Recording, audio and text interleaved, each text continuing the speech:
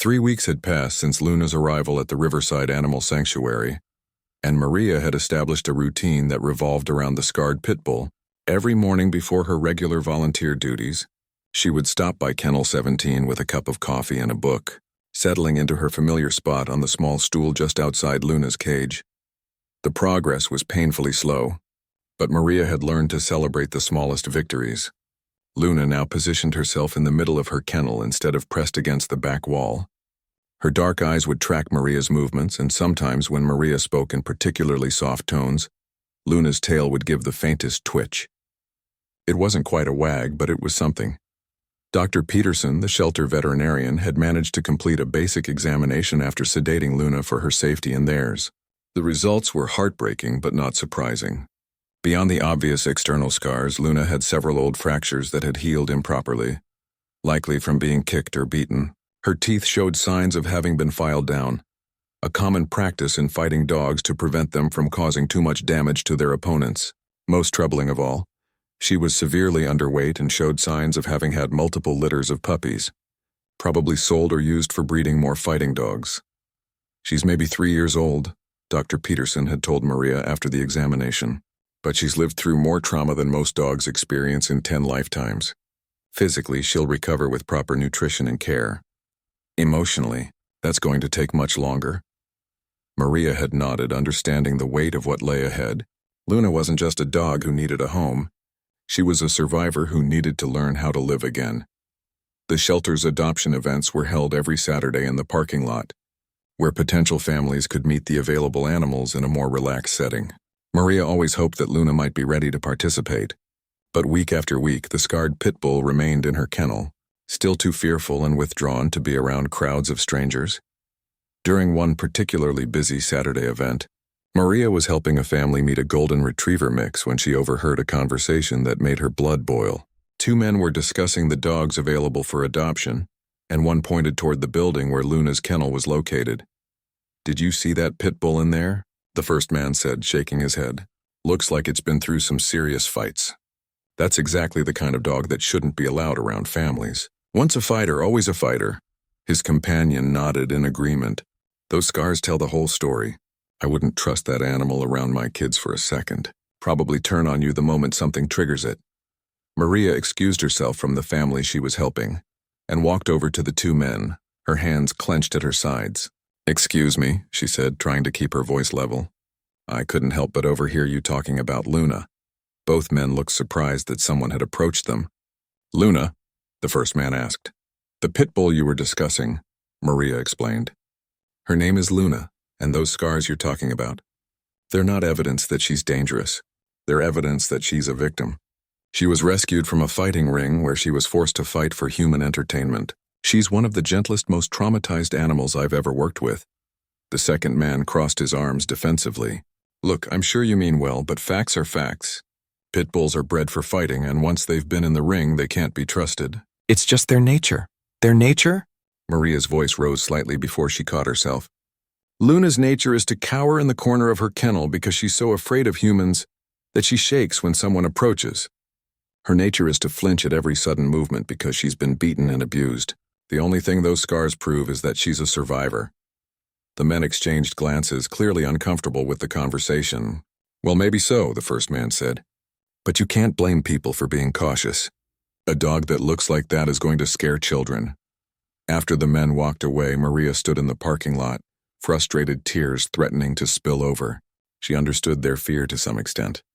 Luna did look intimidating to those who didn't know her story. But it was exactly this kind of ignorance that kept dogs like Luna trapped in a cycle of rejection and loneliness. That evening, as Maria sat with Luna for their usual quiet time, she noticed something remarkable. For the first time since her arrival, Luna had moved all the way to the front of her kennel. She was still sitting, still wary, but her nose was almost touching the chain-link fence that separated them. "Hey there, beautiful girl," Maria whispered, her heart racing with excitement. "Look at you being brave." Luna's ears perked up slightly at the sound of Maria's voice.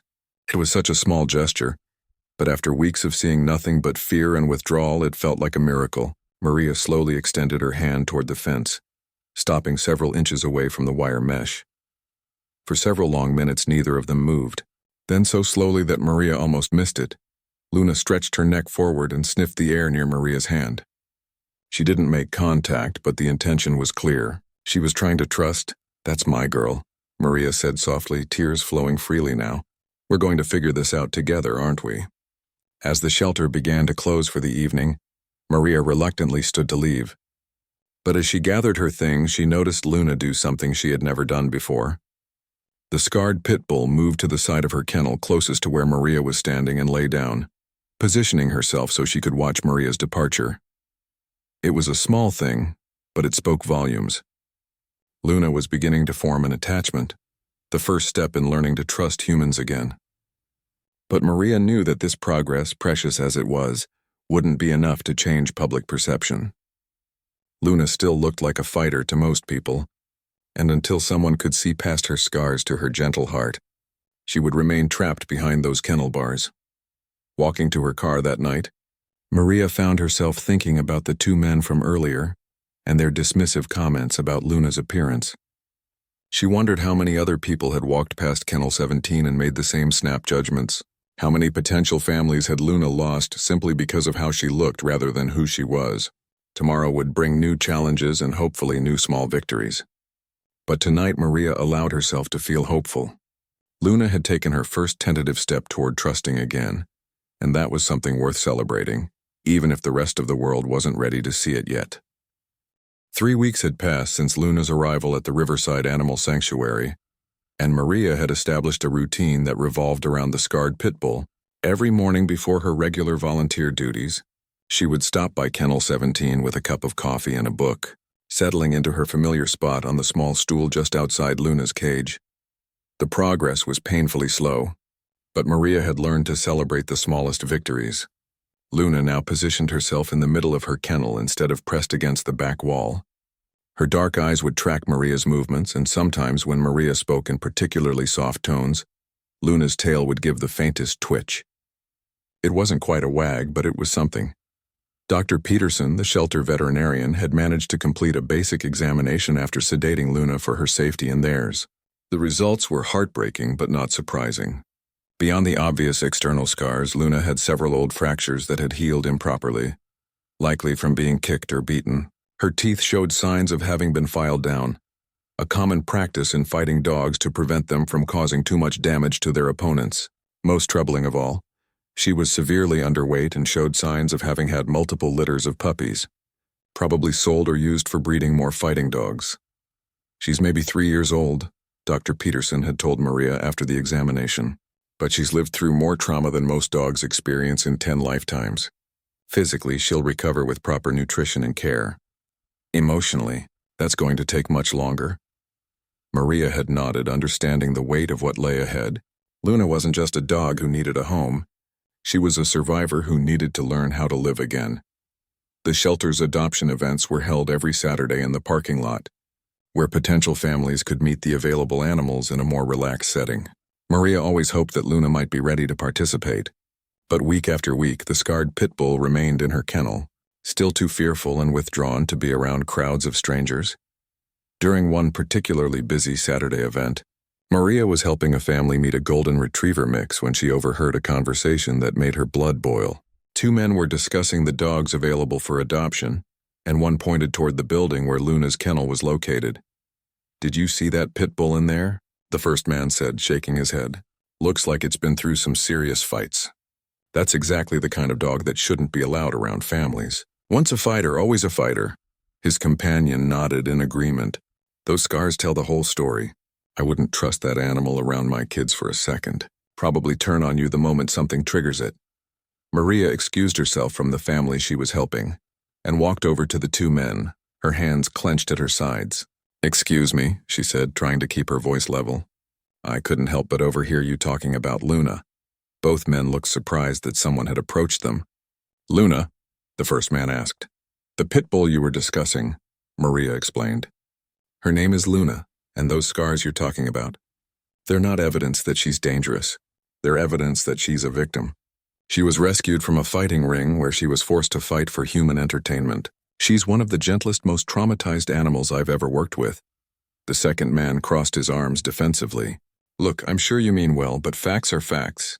Pit bulls are bred for fighting, and once they've been in the ring, they can't be trusted. It's just their nature. Their nature? Maria's voice rose slightly before she caught herself.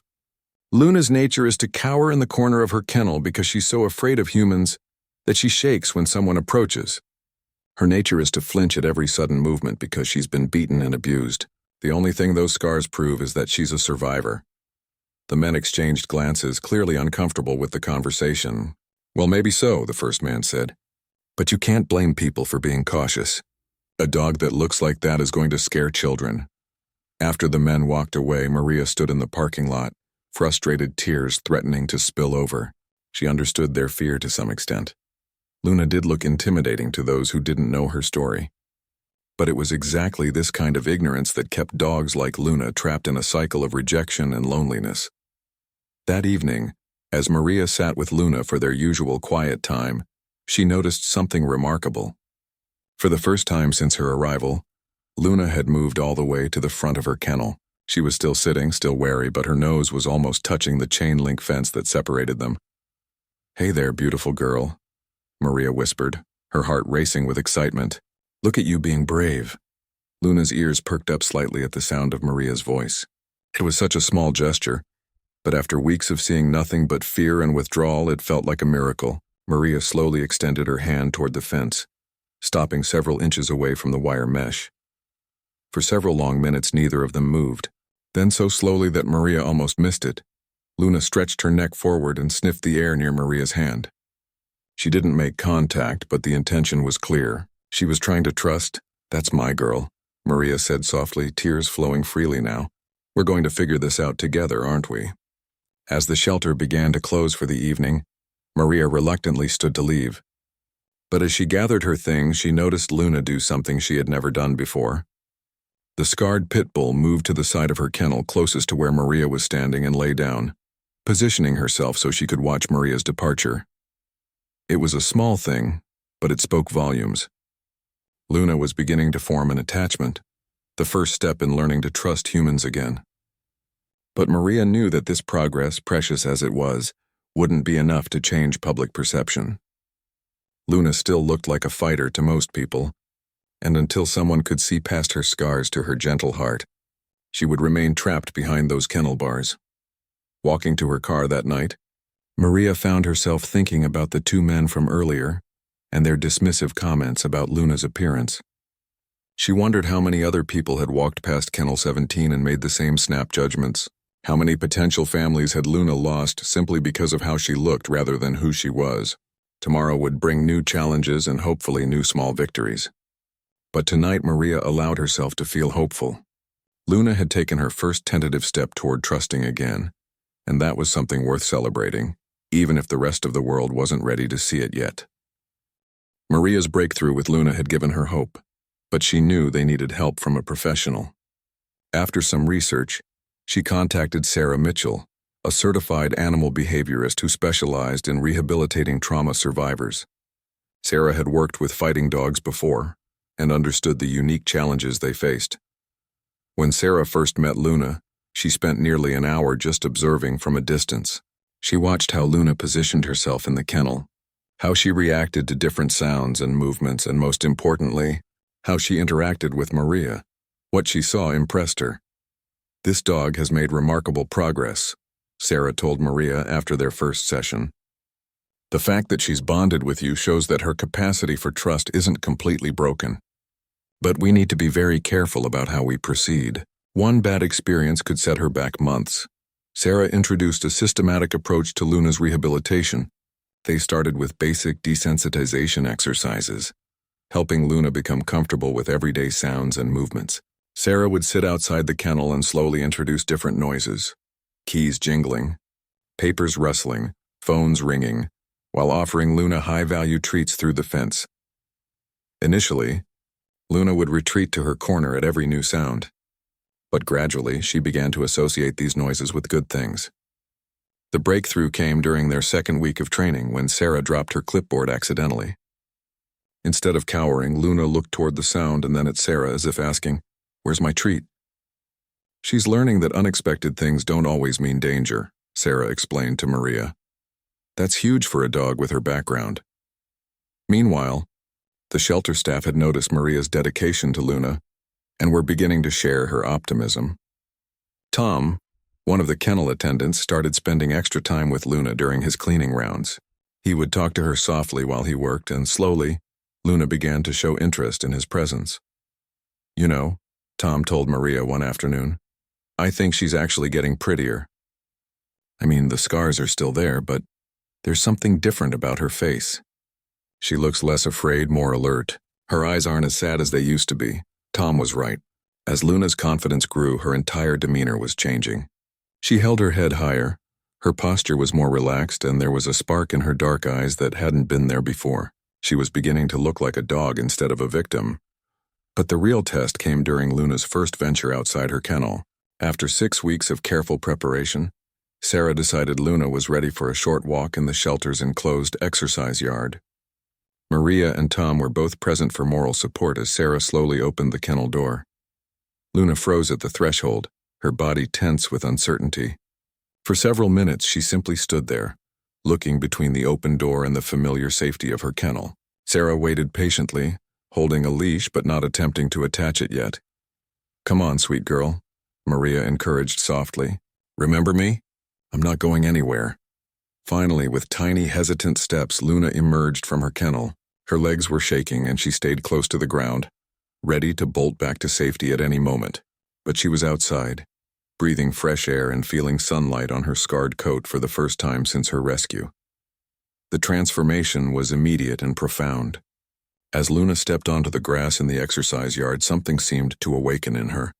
Her nose went up, taking in all the new scents, and her tail gave its first real wag since arriving at the shelter. It was tentative and brief, but it was genuine happiness. "Look at that," Tom whispered, pointing to Luna's tail. "She remembers what it feels like to be happy." Over the following days, Luna's outdoor time became the highlight of everyone's day. She was still nervous and required constant reassurance, but she was beginning to explore and show curiosity about her environment. She would sniff at flowers, watch birds flying overhead, and even play gently with a tennis ball that Sarah introduced. But perhaps most importantly, Luna was learning to walk on a leash without panic. Sarah had started with a very loose lead, barely guiding Luna at all. But gradually Luna began to understand that the leash meant safety and adventure, not restraint and punishment. It was during one of these walks that something magical happened. A little girl named Emma, about 8 years old, was visiting the shelter with her grandmother. Emma had been looking at the smaller dogs in the adoption area when she spotted Luna walking across the yard with Maria. "Grandma, look at that doggie," Emma said, pointing at Luna. "She looks sad. What happened to her face?" Emma's grandmother, Mrs. Henderson, looked at Luna and immediately recognized her as a pit bull with obvious fighting scars. Her instinct was to steer Emma away from the dangerous-looking dog, but something about the way Luna was walking caught her attention. The dog's body language wasn't aggressive or threatening. If anything, she looked gentle and uncertain. "I think she might have been hurt by some bad people," Mrs. Henderson said carefully, "but the nice people here are taking care of her now."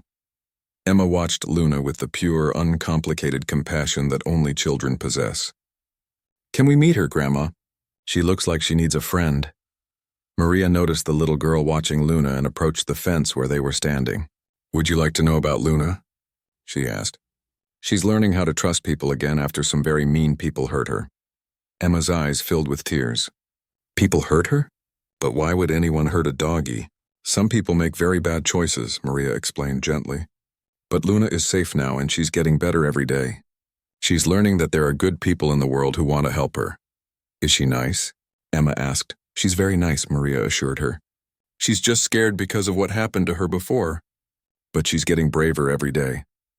Mrs. Henderson found herself drawn into the conversation despite her initial reservations. "How long has she been here?" she asked. "About 2 months," Maria replied. "She's made incredible progress, but people are afraid of how she looks. They don't understand that her scars tell a story of survival, not aggression." Emma pressed her small hand against the fence. "I think she's beautiful," she declared with the absolute certainty of childhood. "Her scars show that she's brave." For the first time since meeting Emma, Luna approached the fence where the little girl stood. She didn't get close enough to touch, But she looked directly at Emma with those soulful dark eyes, and for a moment, the scarred pit bull and the 8-year-old girl simply regarded each other with mutual understanding. It was a small moment, but Maria recognized its significance. Emma had seen past Luna's frightening exterior to the gentle soul beneath. If an 8-year-old could do it, surely there were adults who could too. The question was, how could they help more people see what Emma saw? Emma's visit had planted a seed of an idea in Maria's mind. If one child could see past Luna's scars to her gentle nature, maybe there was a way to help more people understand what they were really looking at when they saw this brave, recovering dog. Maria approached David, the shelter director, with a proposal that was both simple and revolutionary. "What if we told Luna's story?" she suggested, not just to individual visitors but to everyone. What if we helped people understand what her scars really mean? David was intrigued but cautious. "What did you have in mind?" "A photo series," Maria explained, her excitement growing as she spoke. "Pictures that show Luna's journey from victim to survivor, before and after shots, images of her progress, maybe even some video of her learning to trust again. We could share it on social media, put it up in the adoption area, maybe even get local news interested." Sarah, the animal behaviorist, was immediately supportive of the idea. "Education is everything in cases like this," she said. "Most people's fear of pit bulls comes from ignorance and sensationalized media stories. If we can show them a real dog with a real story of recovery, it might change some minds." They decided to start small. Maria borrowed a good camera from a friend and began documenting Luna's daily activities. The first photos were heartbreaking. Luna pressed against her kennel wall, her scarred face turned away from the camera, her body language screaming fear and trauma. But as the days progressed, the images began to tell a different story. There was Luna taking her first tentative steps out of the kennel, her legs shaking but her determination clear. Another showed her discovering grass for the first time in months, her nose buried in the earth, tail giving that precious first wag. The most powerful image captured Luna looking directly at the camera, her dark eyes no longer filled with terror but with cautious hope. Maria wrote captions for each photo, explaining what viewers were seeing. She described the medical findings about Luna's old injuries, the evidence of her abuse, and most importantly, her remarkable capacity for forgiveness and trust despite everything she had endured. "This is Luna, on her first day." One caption read alongside the heartbreaking initial photo. She had been used as a fighting dog, chained in an abandoned building, beaten and starved. The scars on her face aren't signs of aggression, they're proof of her survival. Another caption accompanied a photo of Luna gently taking a treat from Sarah's hand. "After 8 weeks of patient work, Luna has learned that human hands can offer kindness instead of pain. Her transformation shows the incredible resilience of dogs who have suffered trauma." When they posted the first series of photos on the shelter's social media pages, the response was immediate and overwhelming. The post was shared hundreds of times within the first day, with comments pouring in from people all over the country who were moved by Luna's story. "I had no idea that fighting dogs were victims too," wrote one commenter. "I always assumed they were just naturally aggressive. This completely changed my perspective." Another person shared their own experience. "We adopted a former fighting dog 5 years ago. She was covered in scars, just like Luna. Today, she's the gentlest dog with our children and sleeps in our bed every night. These dogs just need a chance." But not all the responses were positive. Some people remained skeptical, arguing that fighting dogs could never be fully trusted, that Luna's gentle behavior was just an act that would disappear the moment she felt threatened. Maria found these comments frustrating, but she also saw them as opportunities to educate. The breakthrough came when a local television news station reached out after seeing the social media posts. They wanted to do a story about Luna and the shelter's efforts to rehabilitate fighting dogs. Maria was nervous about the attention, but recognized it as an incredible opportunity to reach even more people. The news crew arrived on a Tuesday morning, and Maria was worried about how Luna would react to the cameras and strangers. But Luna, now 3 months into her recovery, surprised everyone. While she stayed close to Maria's side, she didn't cower or hide. She even allowed the reporter to film her taking treats and walking on her leash. "What people need to understand," Maria explained to the camera, "is that dogs like Luna are not the enemy. They're victims of human cruelty, who deserve a chance at happiness just like any other animal. Her scars don't make her dangerous, they make her a survivor. The news story aired that Thursday evening, and the impact was immediate. The shelter's phone rang constantly with calls from people asking about Luna specifically. Some were curiosity seekers, but others were genuine inquiries from potential adopters who had been moved by her story. One call came from a family named the Johnsons, who lived about an hour from the shelter. Mark Johnson was a veteran who had recently retired, and his wife Jennifer was a school counselor. They had been thinking about adopting a dog, but hadn't found the right match until they saw Luna's story. "We've both worked with trauma survivors in different ways," Jennifer explained when they called. "Mark with soldiers dealing with PTSD, and me with children who've experienced abuse. We understand that healing takes time and patience," Mark added. "Something about her story really spoke to us.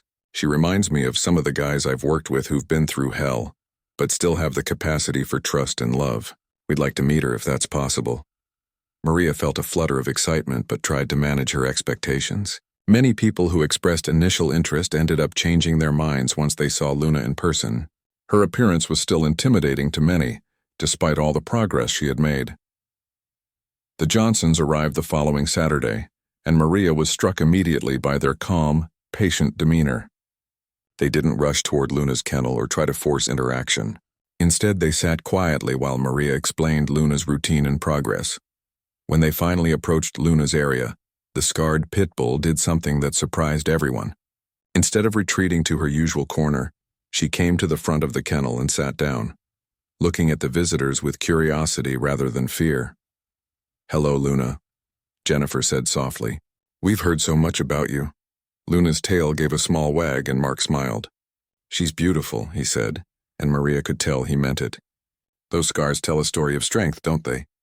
For the first time since Luna's arrival at the shelter, Maria began to believe that this special dog might finally have found her family. But first, they would need to go through a careful introduction process to make sure it was the right match for everyone involved. The question was, would Luna be ready to take the biggest leap of faith of all, trusting new humans enough to go home with them? The introduction process between Luna and the Johnsons began slowly and carefully. Sarah insisted on multiple visits before any adoption could be considered, knowing that rushing could undo months of progress. The first meeting took place in the shelter's quiet room, a space designed specifically for getting to know potential pets away from the noise and distractions of the main kennel area. Maria led Luna into the room on her leash, and the scarred pit bull immediately positioned herself behind Maria's legs, using her as a shield while she assessed these new humans. Mark and Jennifer sat on the floor, making themselves appear less threatening, and waited patiently for Luna to make the first move. "Take all the time you need, girl," Mark said softly, his voice carrying the same gentle tone Maria had learned to use. "We're in no hurry." It took nearly 20 minutes before Luna emerged from behind Maria. She approached Jennifer first, drawn perhaps by her softer voice and smaller stature. Jennifer remained perfectly still as Luna stretched her neck forward to sniff her extended hand. When Luna didn't retreat, Jennifer spoke in barely a whisper. "You're such a brave girl, aren't you? Look how far you've come." The second visit went even better.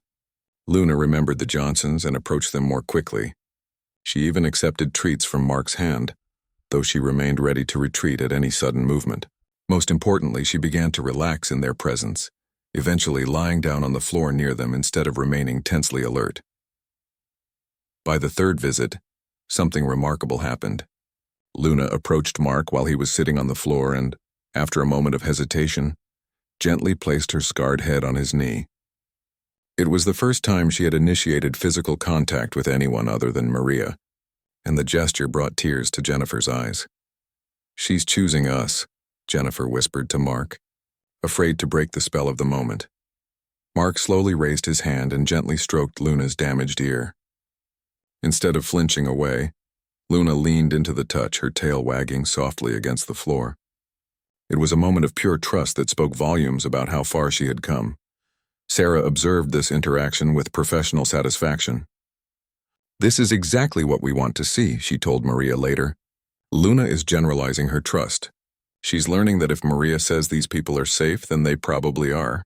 That's a huge cognitive leap for a dog with her history." The adoption paperwork took another week to process, during which the Johnsons visited Luna every day. They wanted her to be completely comfortable with them before taking her to her new home. During these visits, they learned Luna's likes and dislikes, her fears and triggers, and most importantly, how to communicate with her in ways that made her feel safe. They discovered that Luna loved having her chest rubbed but was still sensitive about her face being touched. She enjoyed playing with soft toys but was afraid of anything that made loud noises. Most touchingly, they learned that Luna had a habit of checking in with her trusted humans, approaching them periodically during activities just to make sure they were still there and still friendly. She needs constant reassurance that she's not going to be abandoned again, Sarah explained. Dogs from fighting backgrounds often develop separation anxiety because their lives have been so unstable. The good news is that with consistent love and routine, most of them learn to feel secure again. The day of Luna's adoption was both joyful and emotional. Maria had known this day would come, had worked toward it for months, but saying goodbye was harder than she had expected. Luna had become a part of her daily routine, and their bond had grown strong through all the patient work they had done together. As Maria helped load Luna's few belongings into the Johnsons' car, she felt Luna lean against her legs one last time. "You're going to have such a good life," she whispered to the scarred pit bull. "These are good people who understand what you need." Luna seemed to sense that something significant was happening. She looked back and forth between Maria and her new family, her tail wagging but her expression uncertain. When Jennifer called her name, Luna approached the car but hesitated at the open door. "It's okay, girl," Mark said gently. "We're going home." With one last look at Maria, Luna jumped into the back seat of the Johnsons' car. As they drove away, Maria could see her pressed against the window, watching the familiar shelter disappear behind them. The first few weeks in her new home were challenging for Luna. Despite the Johnsons' patience and understanding, she struggled with the transition. She would pace at night, unsure of where she was supposed to sleep. She followed Jennifer and Mark everywhere, afraid to let them out of her sight. When they left for work, she would position herself by the front door and wait for their return, barely eating or drinking until they came home. But slowly, day by day, Luna began to settle into her new life. The Johnsons established a routine that helped her feel secure. Morning walks, breakfast in the same spot, afternoon naps in the sunny living room, evening playtime in the backyard. Luna began to understand that this was her home, that these humans weren't going anywhere, and that she was safe. The real breakthrough came about a month after her adoption. Jennifer was sitting on the couch reading when Luna jumped up beside her, circled twice, and lay down with her head in Jennifer's lap. It was the first time Luna had claimed space on the furniture, the first time she had acted like a dog who belonged somewhere instead of a visitor who might be asked to leave at any moment. "Mark?" Jennifer called softly to her husband. "You need to see this." Mark appeared in the doorway and smiled at the sight of Luna stretched out on the couch like she owned it. "Look at that," he said proudly. "Our girl has come home." Luna's transformation continued as the months passed. Her coat grew thick and glossy with proper nutrition and care. Her ribs disappeared under healthy weight gain. Most remarkably, her facial expression changed completely. The fear and wariness that had defined her features for so long were replaced by alert intelligence and gentle contentment. The Johnsons began taking Luna to local parks and events, partly for her socialization and partly to show other people that former fighting dogs could be wonderful pets. Luna became something of an ambassador for misunderstood dogs, her calm demeanor and obvious happiness challenging people's preconceptions. Children were particularly drawn to Luna, perhaps because they saw past her scars to her gentle nature more easily than adults. At a local farmer's market, a little boy approached Luna and asked why she looked different from other dogs. Jennifer explained that Luna had been hurt by bad people but was happy now. "She's lucky she found you," the boy said, patting Luna's side. "She looks like she smiles now." He was right.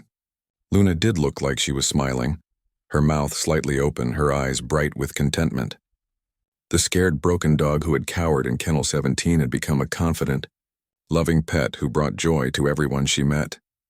But the most important sign that Luna had truly healed came one evening when the Johnsons were watching television. Luna was lying on her favorite spot on the couch when a loud thunderstorm began outside. Instead of panicking or hiding, Luna simply lifted her head, looked toward the sound, and then settled back down against Jennifer's side. "Did you see that?" Mark asked in amazement. A few months ago, that thunder would have sent her into a panic. Now she barely reacts. Jennifer stroked Luna's scarred head, marveling at how far they had all come. "She knows she's safe now," she said. "She knows she's loved." As if she understood the conversation, Luna stretched and repositioned herself so she could rest her head against both of them, her scarred face peaceful and content. The storm raged outside, but inside, Luna was exactly where she belonged, surrounded by love, safety, and the promise that her fighting days were forever behind her. 6 months after Luna's adoption, Maria received a phone call that filled her heart with joy. It was Jennifer Johnson, and her voice was bubbling with excitement as she shared news about Luna's latest adventure. "Maria, you'll never believe what happened today," Jennifer began. "We took Luna to the children's hospital where I sometimes volunteer, and something incredible occurred. The Johnsons had been working with Luna's veterinarian and a certified therapy dog trainer to see if she might be suitable for therapy work. Luna's gentle nature and remarkable recovery had caught the attention of several professionals who believed she could help other trauma survivors. After months of training and evaluation, Luna had passed all her therapy dog tests with flying colors. "We were visiting the pediatric ward," Jennifer continued, "and there was this little boy named Tyler who hadn't spoken to anyone since he arrived. He'd been in a car accident and was really struggling with trauma and fear. The staff said he'd been having nightmares and wouldn't let anyone touch him, except for medical procedures." When Jennifer and Luna entered Tyler's room, the 8-year-old boy was curled up in his hospital bed staring at the wall. He had been at the hospital for 2 weeks, and despite the best efforts of doctors, nurses, and counselors, he remained withdrawn and uncommunicative. "Tyler," his nurse said gently, "we have a very special visitor today. This is Luna, and she's here to say hello." Tyler turned his head slightly and saw Luna sitting quietly beside Jennifer. The scarred pit bull made no move to approach the bed, understanding somehow that this small human needed space and time. But Tyler's eyes immediately focused on Luna's face, taking in the network of scars and her missing ear. For several minutes, boy and dog simply looked at each other. Tyler seemed fascinated by Luna's appearance, but unlike most people who saw her scars as frightening, he appeared to recognize something familiar in them. "What happened to her face?" Tyler asked quietly, speaking his first words since arriving at the hospital. Jennifer approached slowly, keeping Luna at a respectful distance. "Luna was hurt by some bad people before she came to live with us," she explained gently. "She has scars that show she's been through scary things, just like you have." Tyler sat up slightly in his bed. "Does she still hurt?" "Sometimes she gets scared when she remembers the bad things that happened," Jennifer said. "But she's learned that there are good people who want to help her feel better. She's very brave, just like you." Something in Jennifer's words seemed to resonate with Tyler. He extended his small hand toward Luna, who remained perfectly still until Tyler made contact with her scarred head. The moment his fingers touched her fur, something shifted in both of them. "She's soft," Tyler whispered, wonder in his voice. "And warm." Luna seemed to understand that this child needed her comfort.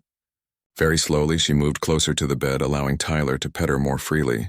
The boy's face, which had been tight with fear and pain for weeks, began to relax. "She's not scared anymore," Tyler observed, running his fingers along one of Luna's facial scars. "No," Jennifer agreed. "She learned that her scars show how strong she is, not how broken she is. They tell the story of everything she survived." Over the next hour, Tyler talked more than he had since his accident. He told Luna about his nightmares, his fear of going to sleep, and how the hospital sounds reminded him of the crash. Luna listened with the infinite patience that only dogs possess, occasionally nuzzling Tyler's hand when his voice became shaky. When it was time to leave, Tyler looked panic-stricken. "Will Luna come back?" he asked urgently. "Would you like that?" Jennifer responded. "We could visit again if your doctors think it would help." Tyler nodded vigorously. "Luna understands about being scared," he said. "I think she could help me be brave like she is." That visit marked the beginning of Luna's new career as a therapy dog. Word spread quickly through the hospital about the scarred pit bull, who had connected with the traumatized boy that no one else could reach. Tyler's recovery accelerated dramatically after meeting Luna. and he began participating in physical therapy and counseling sessions that he had previously refused. "It's remarkable," Tyler's psychologist told the Johnsons during one of their visits. "Tyler identifies with Luna's scars and her journey from victim to survivor. Seeing her confidence and happiness gives him hope for his own recovery. She's become a symbol of resilience for him." Soon, other medical professionals were requesting visits from Luna.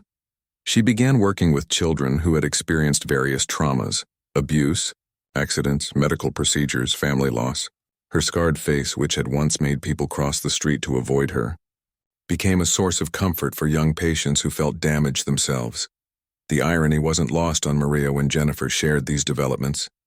Luna's appearance, which had been such a barrier to her adoption, was now exactly what made her perfect for her new job. Children who felt marked by their own experiences found hope in seeing a dog who bore visible signs of trauma, but radiated happiness and peace. One particularly touching case involved a teenage girl named Sophia who had been severely burned in a house fire. She was struggling with depression and self-image issues, refusing to look in mirrors and talking about how she would never be normal again. When Luna first entered Sophia's room, the teenager took one look at the dog's scarred face and burst into tears. But they weren't tears of fear or pity. They were tears of recognition and relief. "Finally," Sophia said through her sobs, "someone who looks like me." Luna seemed to understand Sophia's pain in a way that no human could. She positioned herself close to the girl's bedside and simply existed in solidarity with her suffering. Over several visits, Sophia began to see her own scars differently. "If Luna can be beautiful with her scars," Sophia told her counselor, "maybe I can be too. People look at her and see a survivor now, not a victim. Maybe that's possible for me too." The transformation wasn't immediate, and Sophia still had difficult days. But Luna's presence provided a tangible example that healing was possible, that scars could tell stories of strength rather than just pain. As Luna's reputation as a therapy dog grew, she began receiving invitations to visit other facilities. Veterans hospitals wanted her to work with soldiers dealing with PTSD. Domestic violence shelters requested her presence for women and children trying to rebuild their lives. Senior centers asked if she could provide comfort to elderly residents struggling with loneliness and depression. Each new environment brought different challenges, but Luna adapted to them all with the same patient grace she had shown Tyler. She seemed to intuitively understand what each person needed, sometimes active engagement and play, sometimes just quiet companionship, always acceptance without judgment. "She's teaching everyone she meets that you can survive terrible things and still be capable of love," Mark observed after watching Luna work with a group of war veterans. "Her scars don't define her limitations. They demonstrate her capacity for healing." The little girl who had once said Luna's scars showed she was brave had been more prophetic than anyone realized. Luna's scars had indeed become symbols of courage, not just her own, but courage that she inspired in others. The pit bull who had once been feared, for her appearance was now sought out specifically because of what that appearance represented, proof that trauma doesn't have to be the end of the story. Maria often thought about the journey that had brought Luna from that terrified dog in Kennel 17 to a celebrated therapy animal helping others heal. It had started with one person willing to see past the scars to the soul beneath, but it had blossomed into something much larger, a living testament to the power of second chances and the remarkable resilience of both animals and humans. 2 years after Luna first arrived at the Riverside Animal Sanctuary, Maria stood in the same parking lot where the shelter held its adoption events. But this time, she wasn't there as a volunteer. She was there as a guest of honor at a special celebration, Luna's second Gotcha Day anniversary, and the launch of the Luna Foundation, a non-profit organization dedicated to rehabilitating fighting dogs and educating the public about their true nature. The transformation in Luna since that first terrified day was nothing short of miraculous. She now stood confidently beside Jennifer and Mark, wearing a special therapy dog vest that identified her as a certified emotional support animal. Her coat gleamed with health, her eyes sparkled with intelligence and joy, and most remarkably, her scarred face had become a symbol of hope rather than fear. The event had drawn attention from across the region.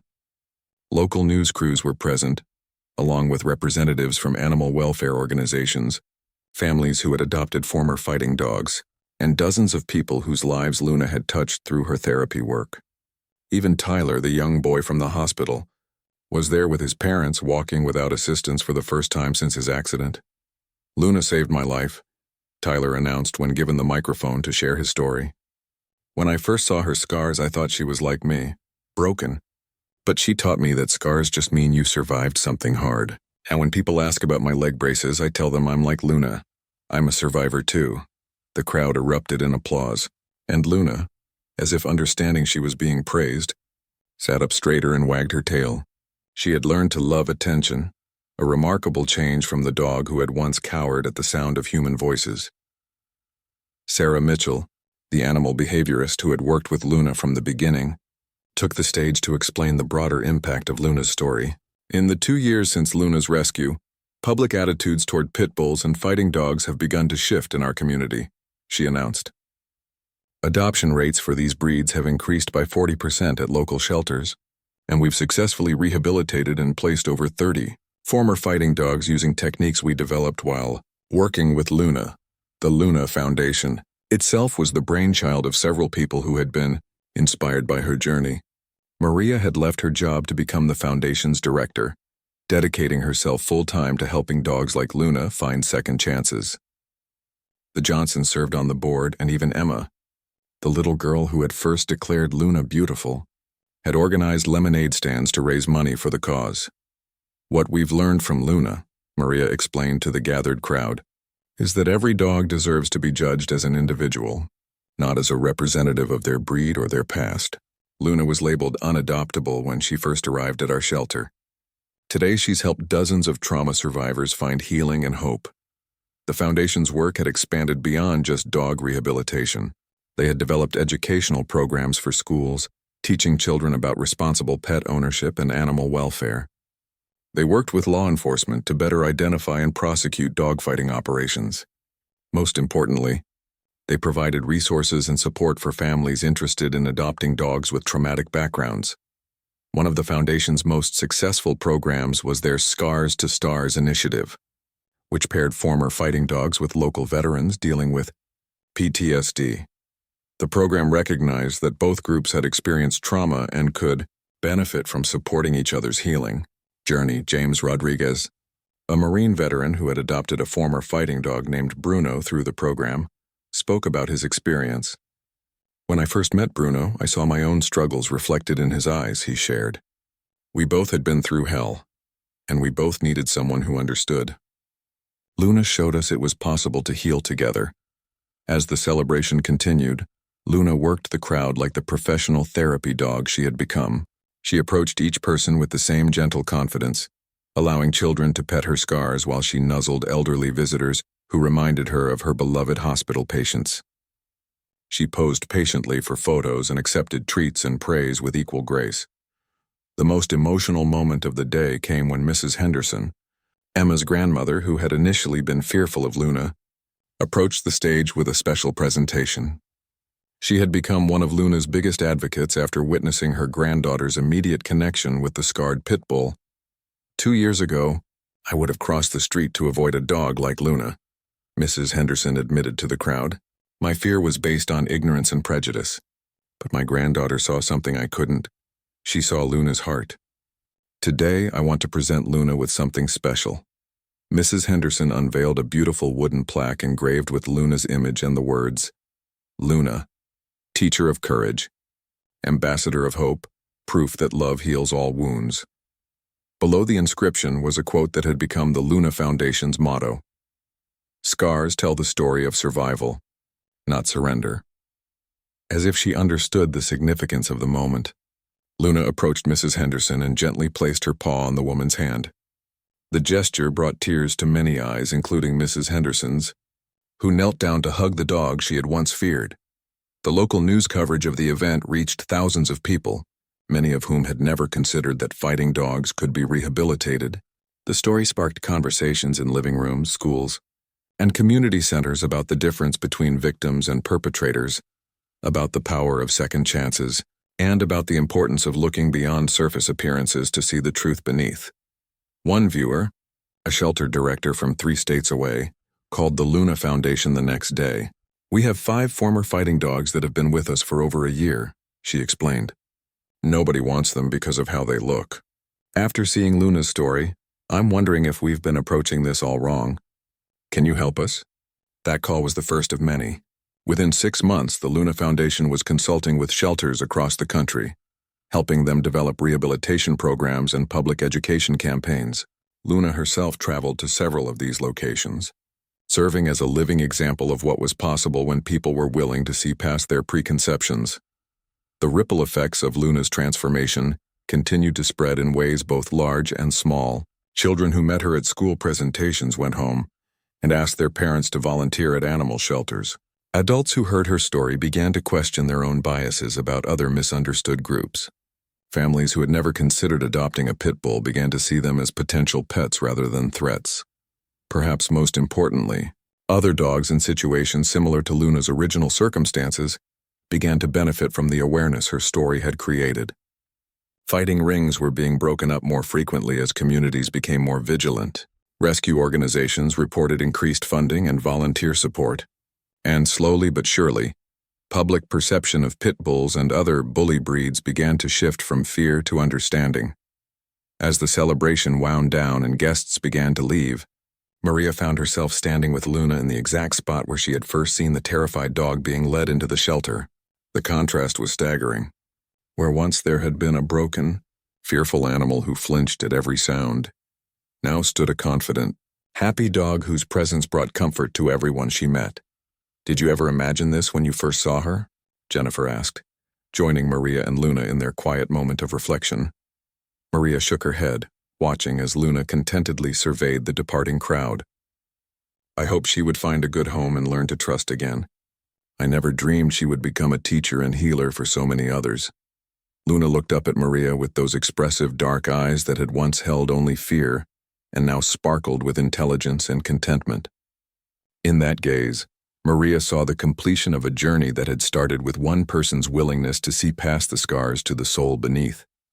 Luna had not only survived her traumatic past, she had transformed it into a source of strength that now helped others heal. The scared pit bull, who had once been judged by her appearance, had become proof that with patience, love, and understanding, even the most damaged hearts could learn to trust again. Her scars, once symbols of her victimization, had become badges of honor that inspired courage in others facing their own battles. As they walked toward the car to head home, Luna trotted confidently between her family members, her head held high and her tail wagging. She had found her place in the world, not in spite of her scars, but because of how she had learned to wear them with pride. The transformation was complete, from victim to survivor to healer, and Luna's legacy would continue to change hearts and minds for years to come.